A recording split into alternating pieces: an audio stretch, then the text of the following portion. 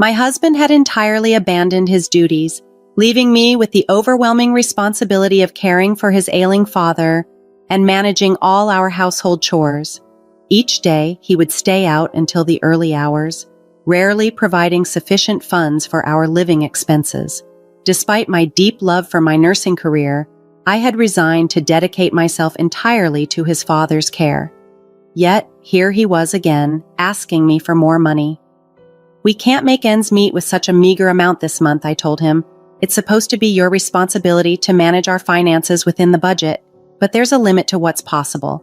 How can you expect anything when you contribute nothing and dismiss the efforts of those who do?" My husband, aloof and condescending, shot back, "All you do is drain our finances without contributing. You're like a parasite." "How dare you say that?" I retorted. "If I leave, you won't last a day. Maybe you should be trying to keep me instead of threatening me." He waved the divorce papers in my face, arrogantly proclaiming his willingness to end our marriage at any moment. Tossing the papers at me, he stormed out of the room. I gathered them from the floor, spreading them out before me. A rueful smile crossed my face when I saw the title, Petition for Divorce. He was mistaken if he thought I would be the one devastated by our separation. Unbeknownst to him, I wasn't at all taken aback. I was prepared, having already envisaged a life beyond his shadow. With a mix of pity and determination, I dialed my lawyer's number. "My name is Kayla. I used to be a nurse at a private hospital, a demanding job with night shifts and relentless days. But it was my dream. Caring for others had always brought me deep fulfillment, as taxing as it was. Now, it was time to start reclaiming the life I had put on hold. I truly cherished my career, but due to conflicting schedules, my husband Vincent and I rarely spent much time together. Despite this, our marriage remained surprisingly smooth without any major conflicts. However, everything took a drastic turn following a sudden incident with Vincent's father, who was his only living family member at the time. He became severely incapacitated, unable to live on his own, and in desperate need of nursing care. Vincent, deeply concerned for his father, asked if I could step in to help. He proposed that I leave my job to care full-time for his father, promising to compensate by working harder and taking on more at home.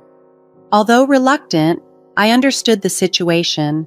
I had always gotten along well with my father-in-law. He was a kind man who often put others before himself.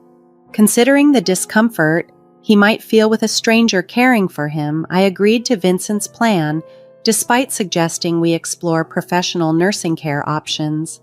Initially, everything seemed to go according to plan. We moved in with Vincent's father, and Vincent appeared to keep his promise of helping around the house. Although we had to tighten our belts financially, it was manageable.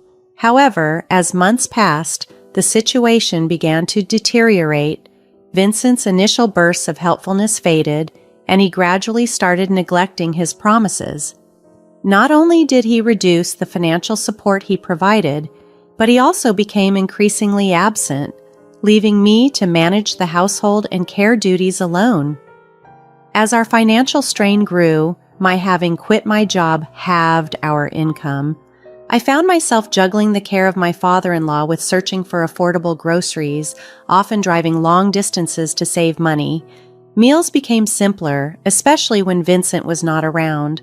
Our living arrangement, once believed manageable, now felt increasingly unsustainable as Vincent detached himself, spending his earnings freely and leaving the weight of our challenges solely on my shoulders.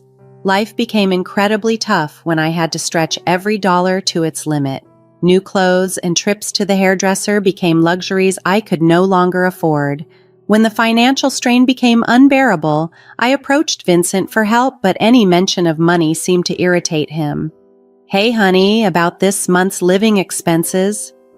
"I already gave you the money," Vincent interrupted sharply. "Yes, but it's less than last month. I can't make ends meet with this." "Are you kidding me? Managing the budget is your job," he snapped back. "But the budget is too tight since I quit my job. It's been a constant struggle. "Please, we need more for the household," I pleaded. "What the hell? It's my hard-earned money. How I spend it is up to me," he retorted, dismissing my concerns. "I'm not stopping you from spending, but I expect you to make do with what you get. Just because you were a nurse, you think you're so important. You used to make good money, but now you don't contribute financially. You're just a parasite living off my earnings. All you need to do is keep quiet and do as I say." His words were harsh, and his attitude only worsened when I pressed the issue. No matter how much I pleaded, Vincent refused to adjust the budget to make our lives a bit easier. Left with no other option, I started dipping into my savings from my days as a nurse. Each month was a battle, juggling our dire financial situation and enduring Vincent's verbal abuse. Yet, in all this hardship, my father-in-law was a beacon of kindness. Despite his challenges, he always expressed gratitude for even the smallest gestures of care. Aware of our struggles, he even offered his pension to help make ends meet. He was a genuinely nice man and became my sole source of emotional support. Vincent's difficult attitude and general approach to life were hard to bear, but the time I spent with my father-in-law was precious. His presence and support strengthened my resolve to do my best under challenging circumstances, holding on to the warmth and appreciation he extended towards me, even when things seemed most bleak. My brief moments of joy were tragically short-lived. Nearly 3 years into caring for him, my father-in-law passed away unexpectedly. That day, I traveled a bit further to the supermarket to take advantage of a special sale. Although I was concerned about leaving him alone, he reassured me with a smile and encouraged me not to worry. With his encouragement, I left with a peaceful heart, believing he was fine. Tragically, while I was away, he collapsed and never recovered. The guilt of not being there at that crucial moment haunted me deeply. I replayed the decision to leave him alone over and over, and the tears just wouldn't stop.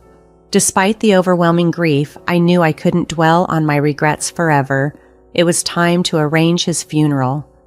Vincent took on the role of chief mourner, but only for appearances. Behind the scenes, he left the bulk of the funeral preparations to me. Considering how much my father-in-law had supported me, I preferred handling the arrangements myself rather than risking Vincent's negligence. Despite the suddenness of it all, I threw myself into making the arrangements, which gave me a temporary escape from my sorrow. The process was grueling. I was so engrossed that it felt like my head was spinning, but it did help pull me out of my depression. Although it was infuriating to see Vincent yelling instructions one moment and then idly watching TV the next, I was determined to honor my father-in-law's memory properly. At the funeral, many attendees expressed their condolences to Vincent, not knowing the full extent of our domestic struggles. They sympathized with his loss, assuming he had been the one closely caring for his father. Their comments like, "It must have been hard to prepare everything so suddenly," and "You took really good care of him, he was fortunate to have such a fine son," were meant well, but they stung given the reality of our situation.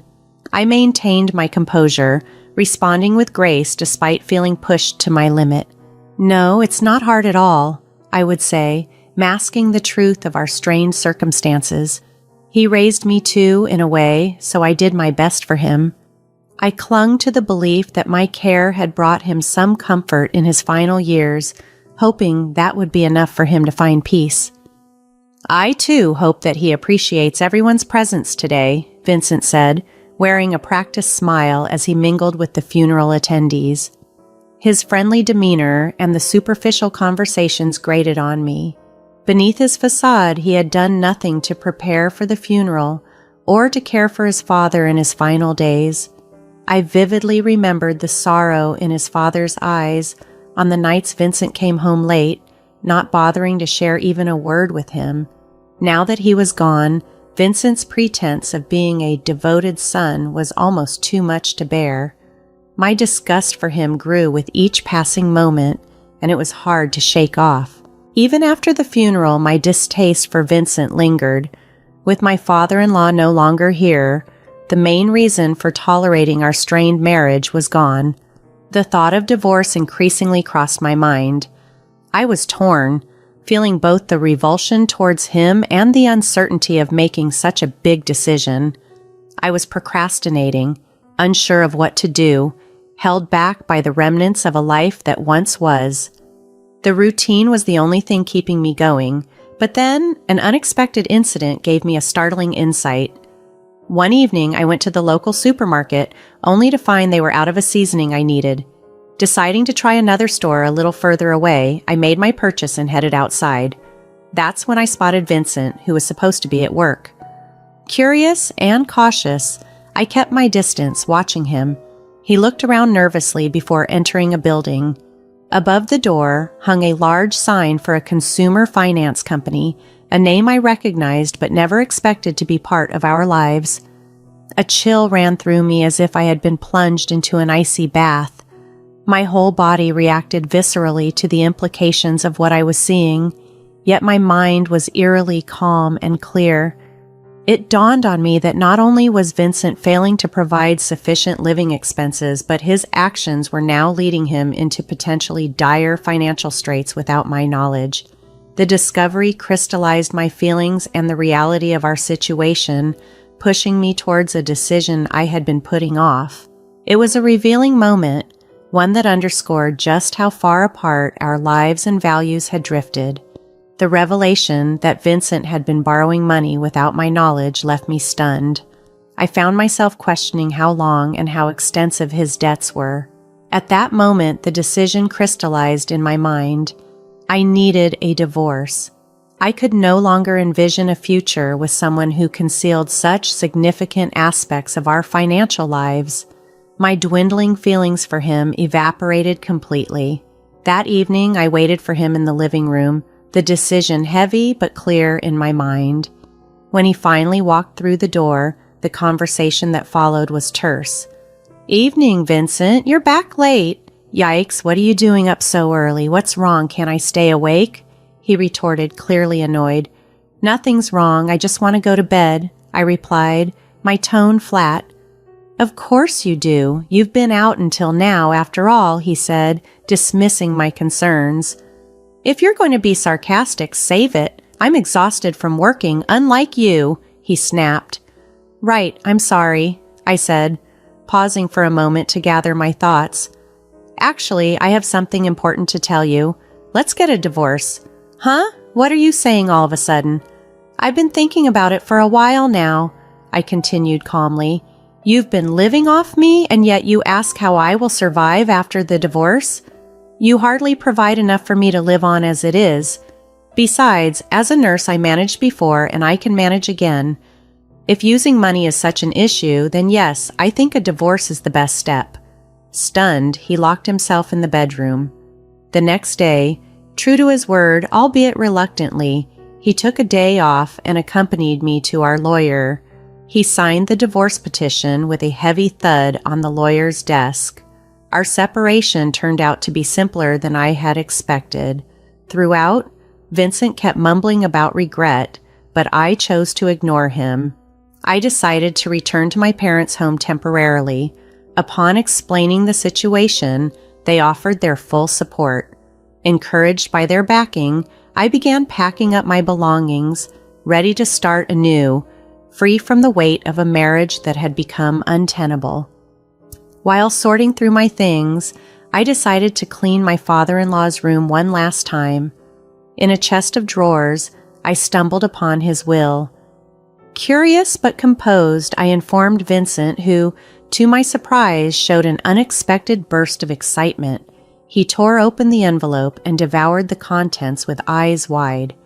However, his enthusiasm quickly turned to dismay as he read it aloud, mumbling that there must be some mistake. From the document he hastily dropped beside him, I gathered that the will left several stocks which his father owned to me. Additionally, it included a heartfelt letter expressing gratitude towards me. Vincent, in disbelief, protested, "No, this can't be true. I'm the only son. Normally I inherit everything, don't I?"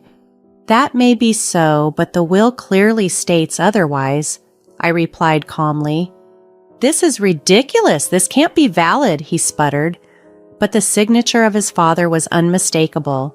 The shock was too much for him. He fainted and collapsed on the floor. Quickly, I called an ambulance, but as I watched the paramedics take him away, I felt like I was already removed from his life.